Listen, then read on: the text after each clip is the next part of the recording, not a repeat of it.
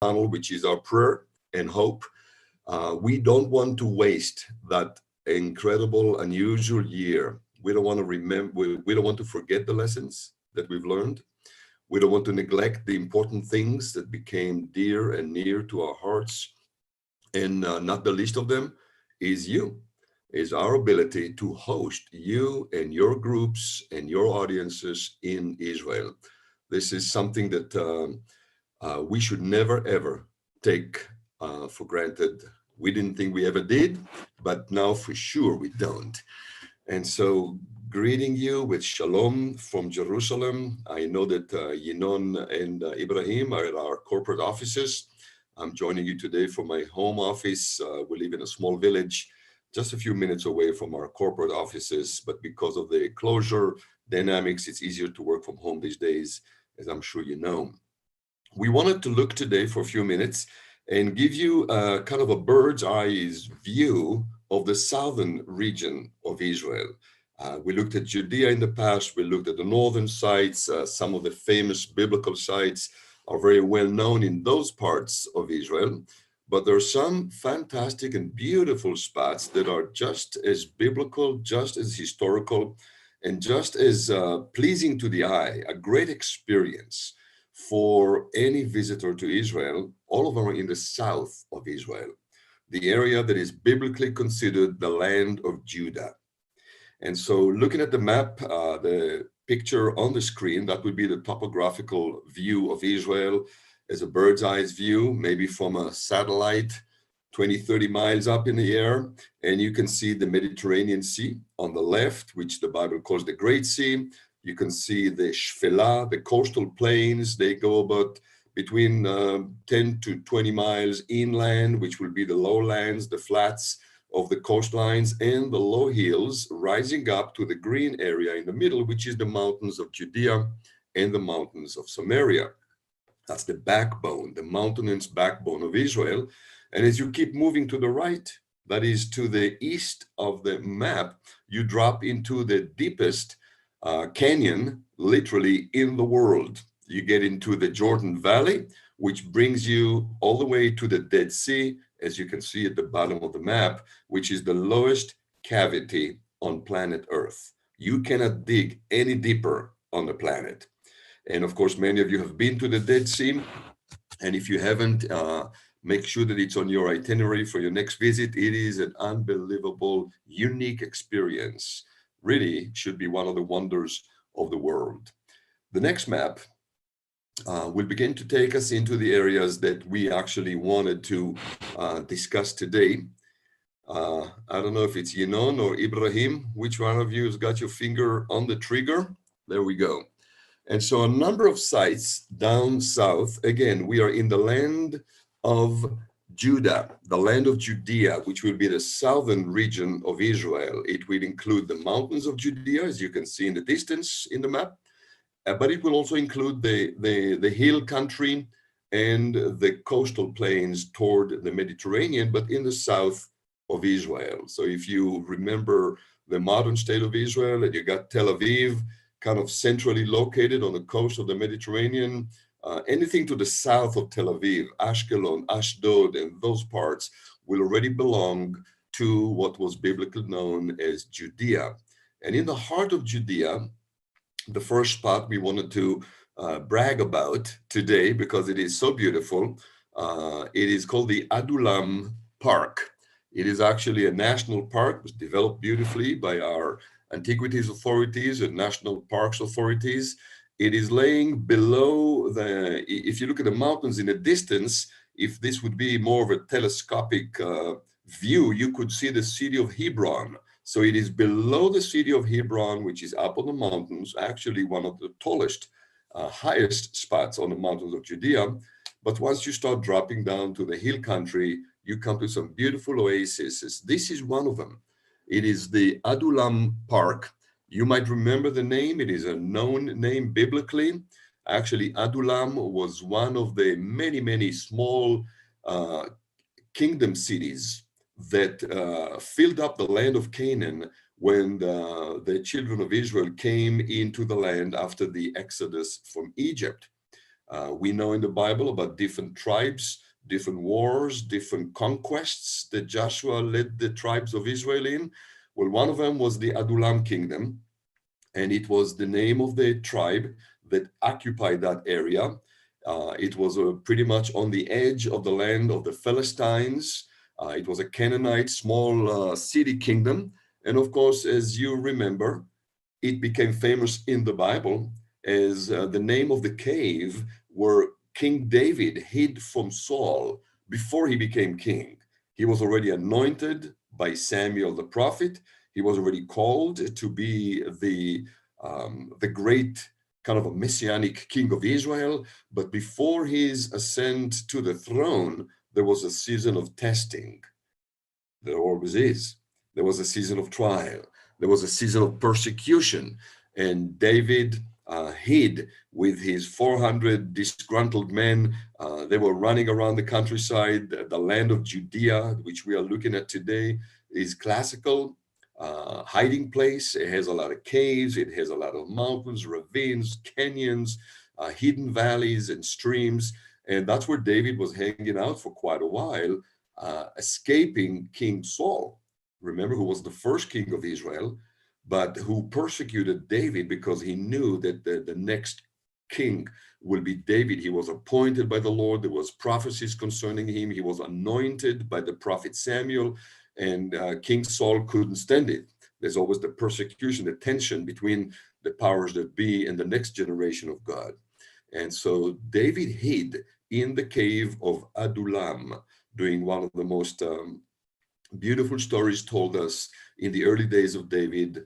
And the tale is in the Bible, and the case is right here in front of you. This is the Adullam Park, which celebrates not only this ancient Canaanite region and city and fortress, but also David's story. It is not too far from the Elah Valley.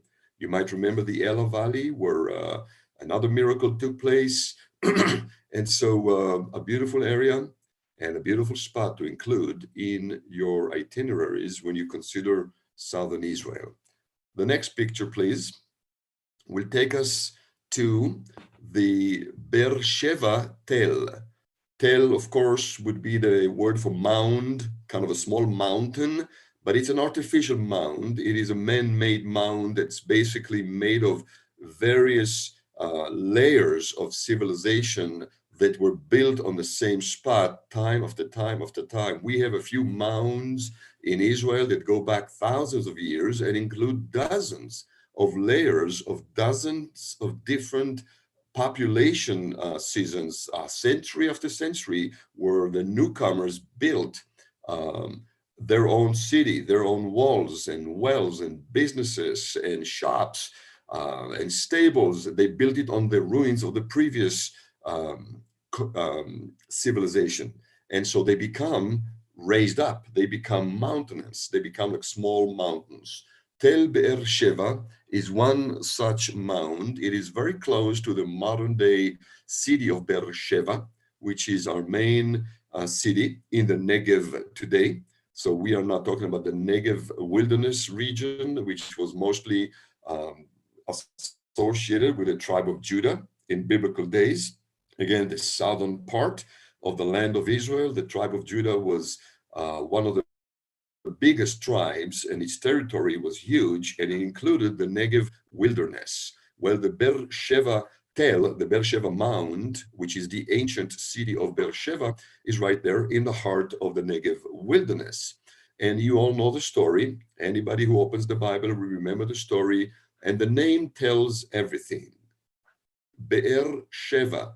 Be'er is a well, and Sheva comes from the root word to make an oath, to strike a covenant, whether it is between men and God or between men and men. In this case, it was between two men.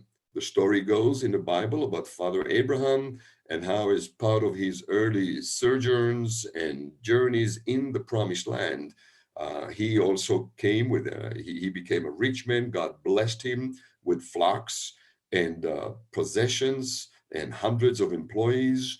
And he ended up moving his camp from well to well. Well, there was a big famous well in Beersheba, That's the name of the place. It was the well of the oath. That's what it means in Hebrew, Be'er Sheva, the well of the oath.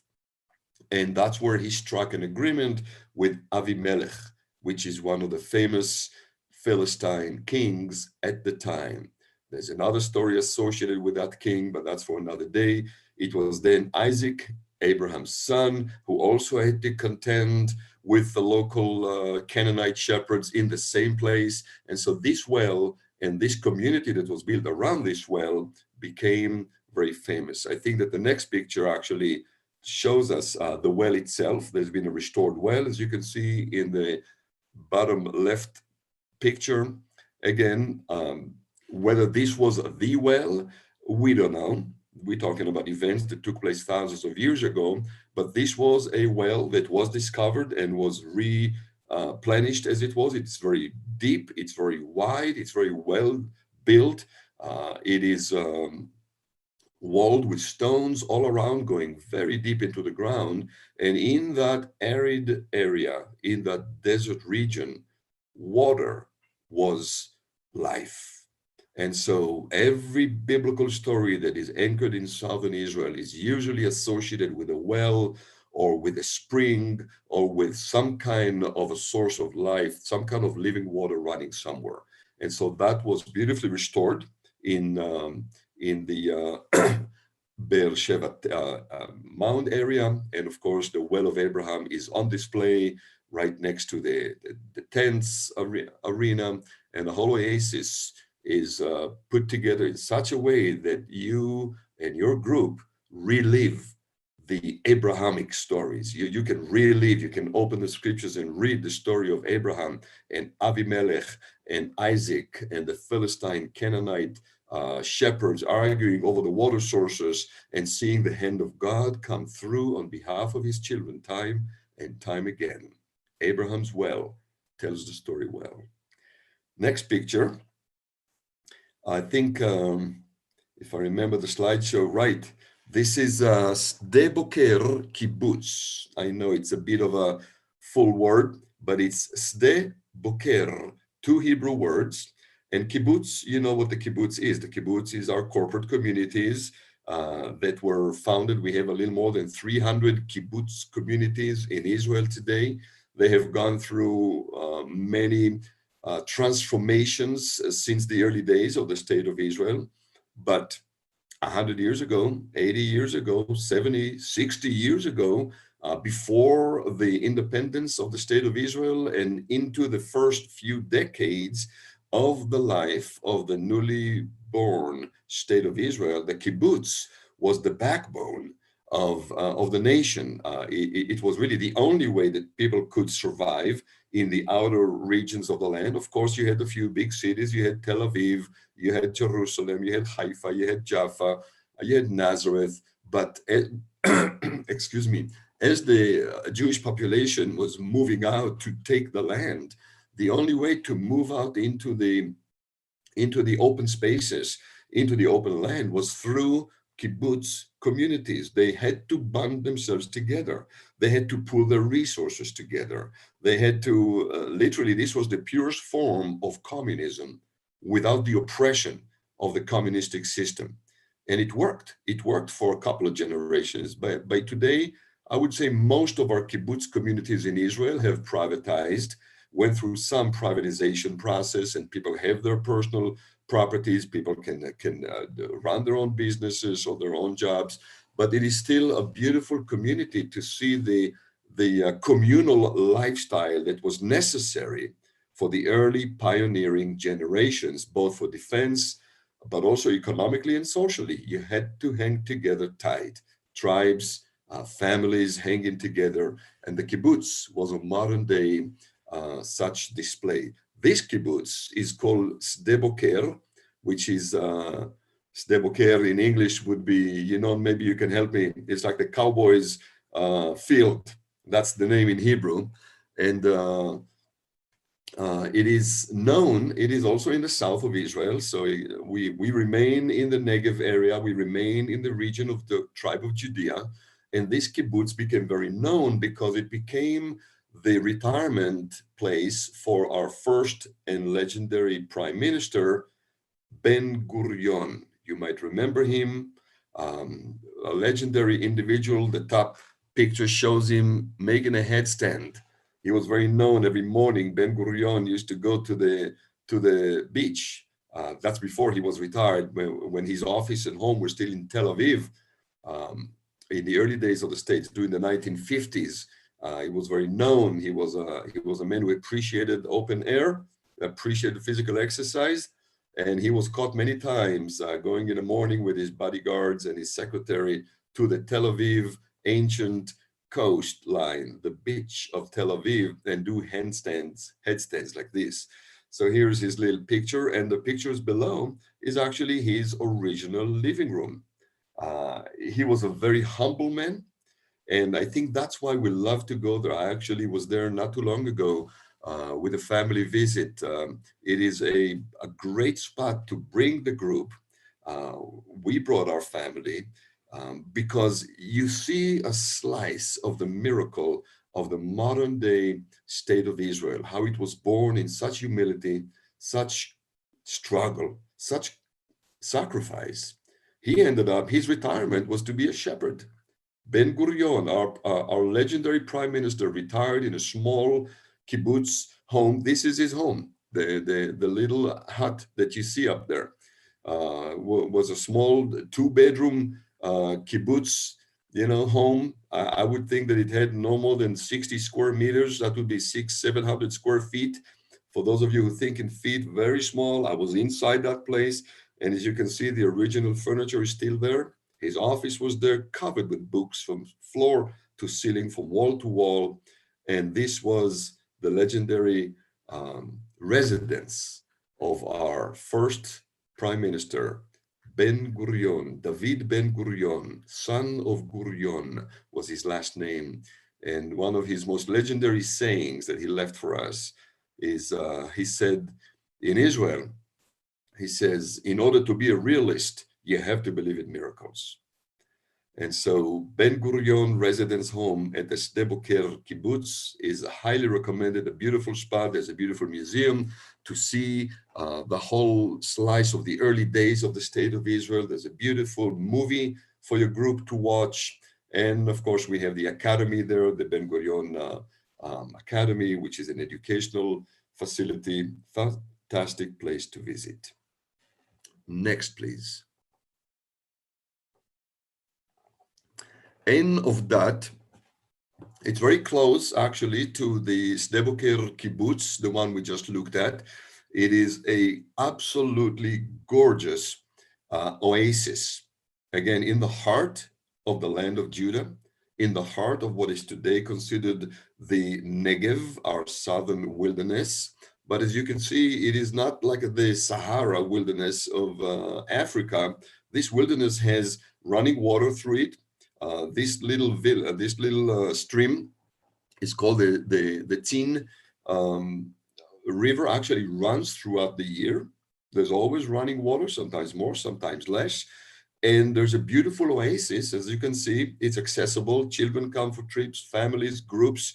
It will definitely be a commitment of time to make it there. But I would say if you commit a day or maybe 2 days for your group to enjoy the southern region of Israel, what we call to go in the footsteps of Father Abraham, because that's where much of Abraham's history resides. Of course, he ventured up north. I mean, they came from the north. When Abraham first entered the promised land, they came through Syria and Lebanon. They came into the northern Samaria regions. That's where he established the first altars that are known in the Bible. But he also ended up spending many years with his large flocks and possessions, journeying the southern region. And no doubt, this oasis was a place that was well visited by ancient shepherds. It was the Nabateans that actually, the ancient Nabatean merchants that actually inhabited this region in the past. There's some beautiful leftover ruins of fortresses, Nabatean roads, Nabatean facilities. They ran the trade routes between the East and the West. And so a lot of traffic. I know it seems like it's in open spaces, not very busy wilderness area, but the fact is that in ancient times, it was probably as busy as it is today in terms of traffic and merchants and shepherds and flocks and small city kingdoms. And that is why it is mentioned so many times in the scriptures. Ein Avdat, the Avdat Springs. That's the name of this site, a beautiful oasis in the southern region of Israel. Highly recommended to include it in your itinerary. Next picture, what are we looking at here? The Ramon crater. So we have two craters that are typifying the wilderness of Judah. Again, we're talking about the flat desert region that are laying below the mountains of Judah and on the way toward the Mediterranean. And right in the heart of it, there are two craters. The cause of them, some who have studied it believe that these things might have been meteor related. Some of it might have been the geological makeup of the region and normal over time deterioration of the topsoil, and it created incredible sites. But the fact is that today, and to drive through the crater, it's not a long drive. I did it not too long ago. It's about a 30-minute drive to cross the, maybe even less, by car, to cross the crater, to drive into it and drive through it to the other side. Beautiful site to visit. It has some biblical significance, but I would say most of it is a gorgeous place to see. Even if you don't drive through the crater, but your bus can easily bring you to one of the observation points on top of the crater to just enjoy this incredible geological formation that most people will never dream exists in Israel.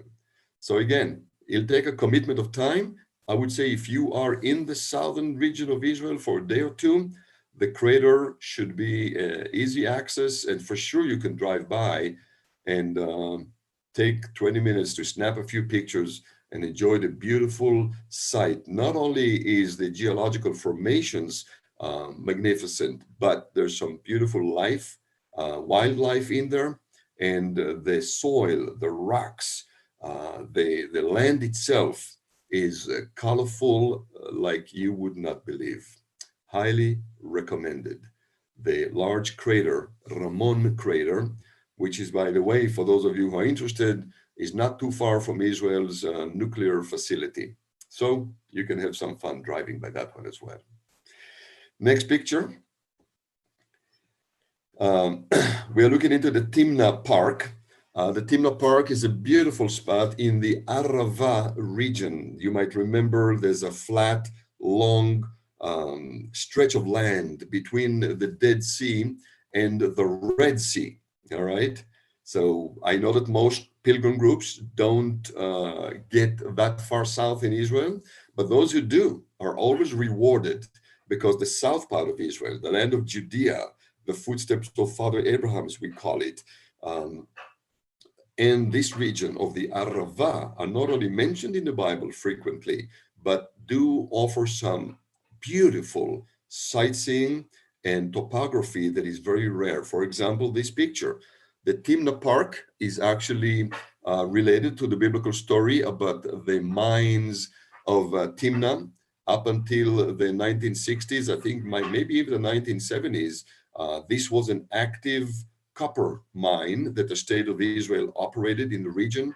In fact, on a personal note, my late grandpa was a very famous engineer in Israel, and he was one of the general managers of the Timna copper mines back in the 1960s, in the early days of the state of Israel. Today, the mines are shut, but the Timna Park remains, and it is a beautiful open space park with some absolutely gorgeous geological formations. Some of them you see in the picture right on your screen.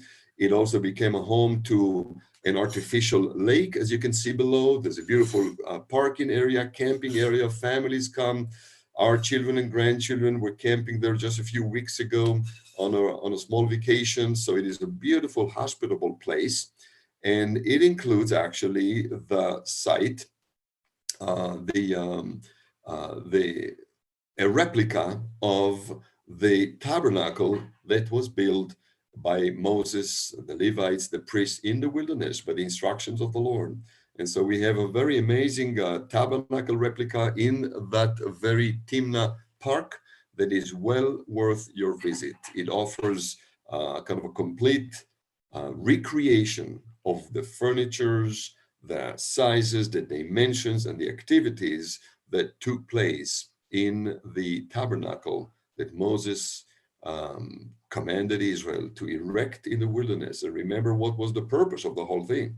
I mean, the tabernacle was an intricate, fantastic structure. It was a mobile, lightly structured temple that Israel carried with them for hundreds of years. And the bottom line of it, when God instructed them to build the tabernacle, he said, that I might dwell among you. It's always about the presence of the Lord, his desire to be close to his people. The next shot, I think, takes us to a beautiful kibbutz again. So this will be your second kibbutz in today's presentation. The first one, remember, was Sde Boker, the retirement home of our first legendary prime minister, David Ben-Gurion. This is another kibbutz. This one is in the Arava region. Again, that long, arid stretch of land between the Dead Sea and the Red Sea. It is a kibbutz, as I said before, about 300 plus communities in Israel would be a kibbutz community, cooperative. People pool their resources together, they work together, their income usually is shared together. By now, most kibbutz communities have been privatized, and so there's a lot more of a modern approach to economics. But this one was formed, in fact, in the early days, in 1957, by a group of crazy pioneers. I mean, they had to be crazy to form a community to bring their families, husbands, wives, and children, young Israelis, moved into this arid spot back in the mid 50s, which was long before we had highways and byways and airplanes flying overhead. I mean, it was at the end of the world as much as they were concerned. They were isolated and distant from the main supply lines. It was a real pioneering work that required a lot of faith, a lot of courage, and a lot of sacrifice, but became a very well-known, beautiful kibbutz. It's, as you see in the pictures, it is a flourishing area. They brought water into the region. They dug some water from under the ground. It is very well known today from its harvests of both the figs, but the tamarim, remind me the name. Atzei Tamar, the palm trees, but also they are very known today for their dairy industry. Super cool dairy products. We use some of them at home. Kibbutz Yotvata in the Negev, in the southern region of Israel, in the Arava. And I think we have another picture, another site to share. And that one would be of the southern resort city of Eilat. Some of you have been there. A small amount of our pilgrim groups to Israel end up visiting Eilat. Certainly those groups who come from Egypt or drive to Egypt from Israel by way of a bus, you will pass by Eilat and you can very easily plan on a stop there. But it's a beautiful visit. It is the southern resort city of Israel, prosperous, beautiful, gorgeous site right on the tip of the Red Sea.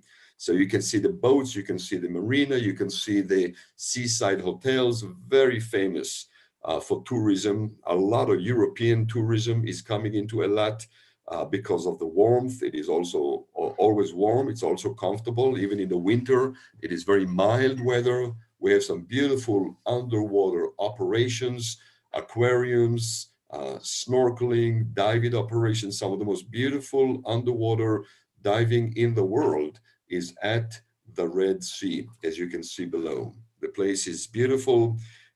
They actually were one of the first cities in Israel that began to loosen up the restrictions about the corona. And then they tightened it up again because cases were rising. You know, it's a number game. The more you test, the more you find, and everybody's ready to get over it by now. But Eilat remains probably the premier resort city in Israel. And by now, with a good highway, or if you fly there from the certain, it's a 40-minute flight from Tel Aviv, or about 4 hours drive from Jerusalem, and well worth the visit. A lot to see on the way to Eilat. You can stay overnight in Eilat, enjoy the Red Sea resort for a day, and then head back into the Negev, Israel's southern resort city on the beautiful shores of the Red Sea. And I believe this concludes our presentation today. Is that correct, Ibrahim, or do we have any more?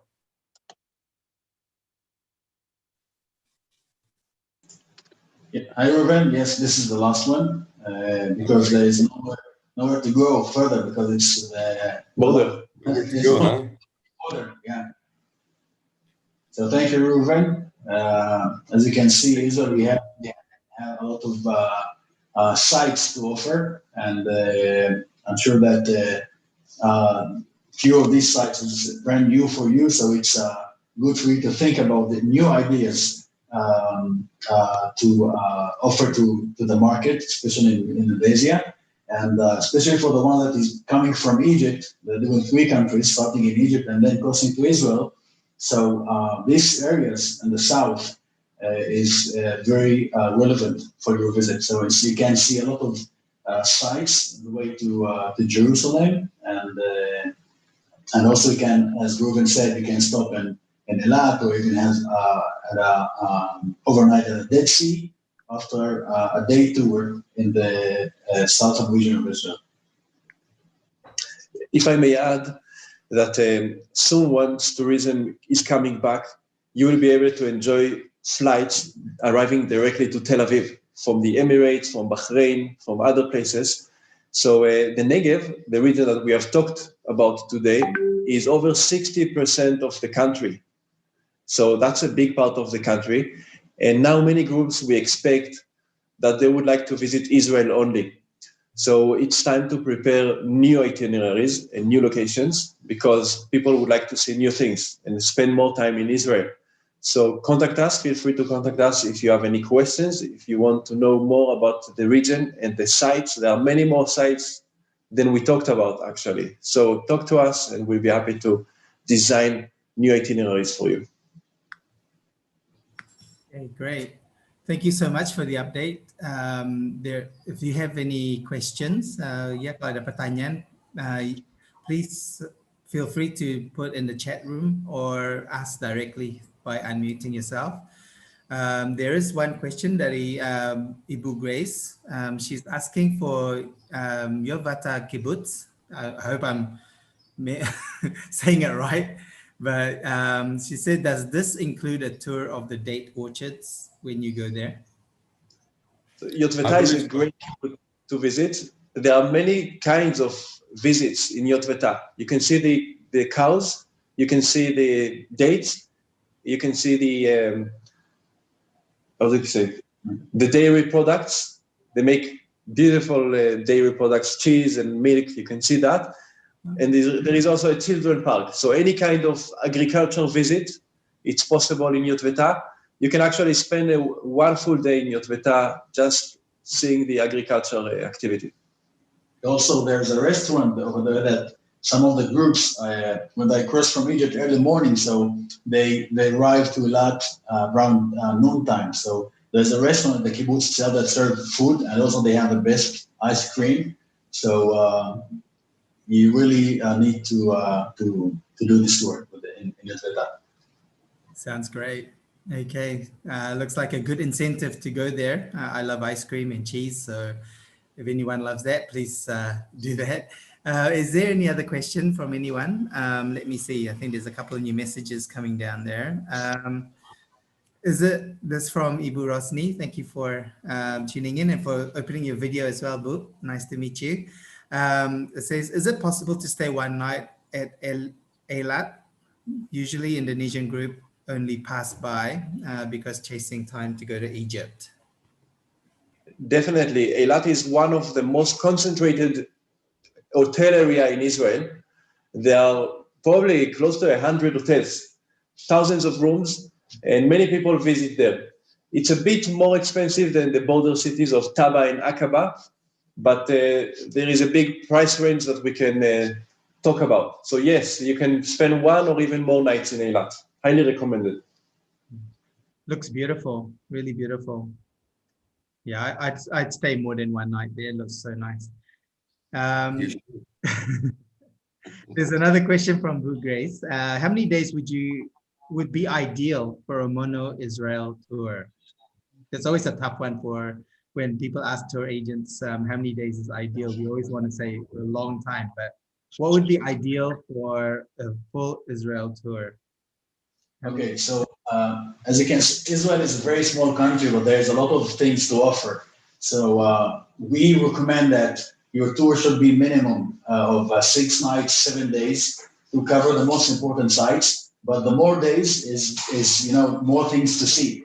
If you want to see all the areas that we talk about from the south to the north and adding new sites, so you will need more than 6 nights, 7 days. We recommend for more. And we have a lot of itineraries that we can offer to you. You need just to send email to please Stephen or Russ directly, and we provide you with a lot of itineraries and new ideas, starting from, as I said, 6 nights, 7 days to even there's 9 nights, 10 days. There's a lot of tours are doing Israel only for 2 weeks. It really depends on the request of your clients. And as I said, we recommend minimum 6 nights, 7 days. Thank you, Brian.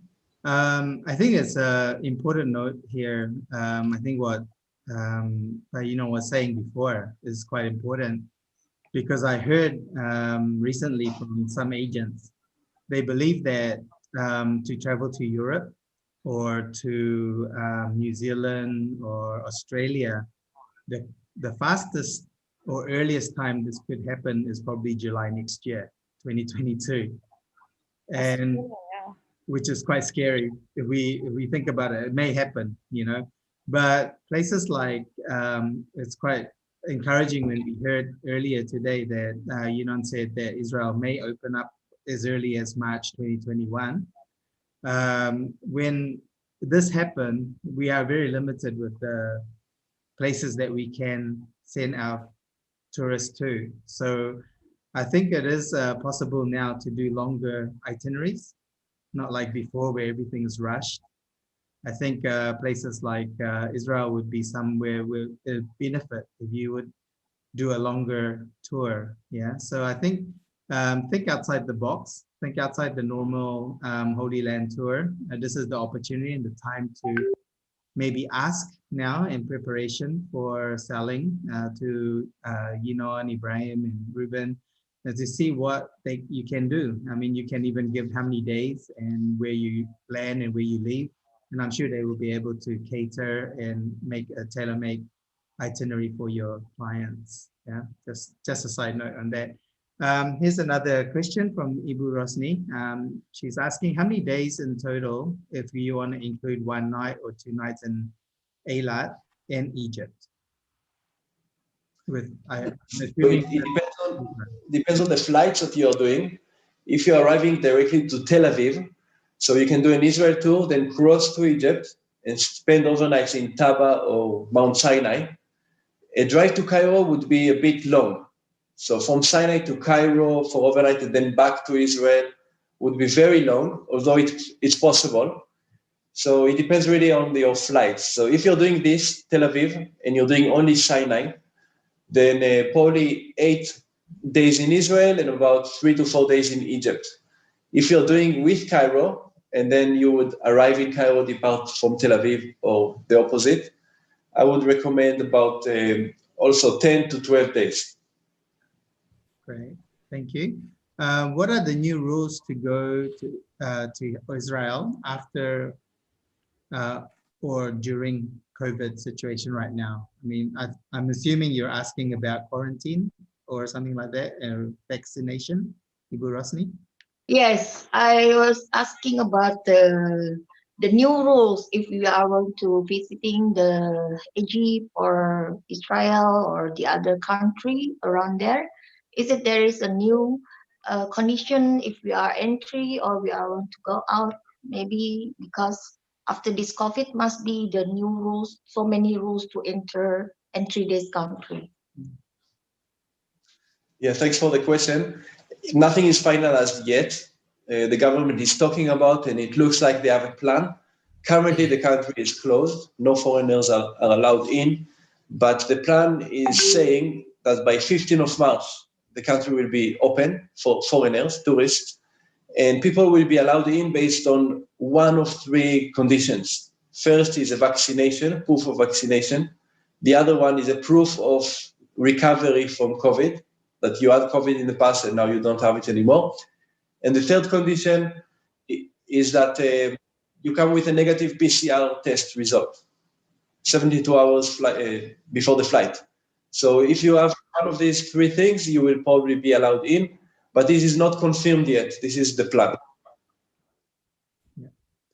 I Okay. think, oh, sorry. I think I have one more question. Sorry, because I was late to join this group. I don't hear at the first one. Is it the guest from Indonesia? Is it can eat at the restaurant or must bring the box into the bus?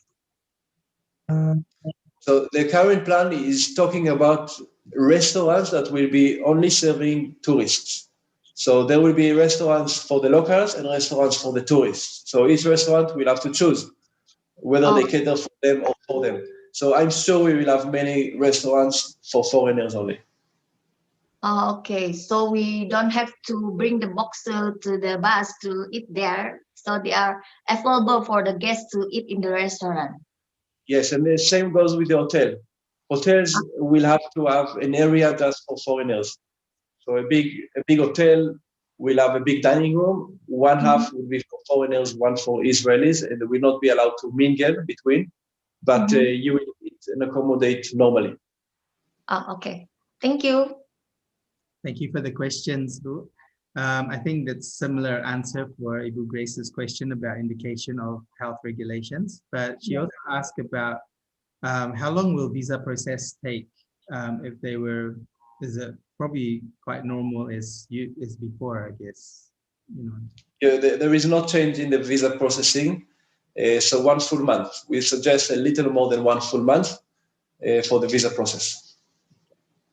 Yeah, but I think it's a good note that because every month you have an update from Sarel about Israel. So please tune in every time we have a webinar.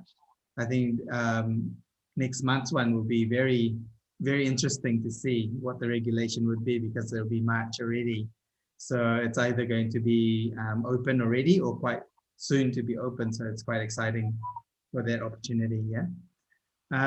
Is there any other question? Thank you for the question. Very good questions. If there's any other question, please feel free to write them down now or unmute yourself and you can ask directly.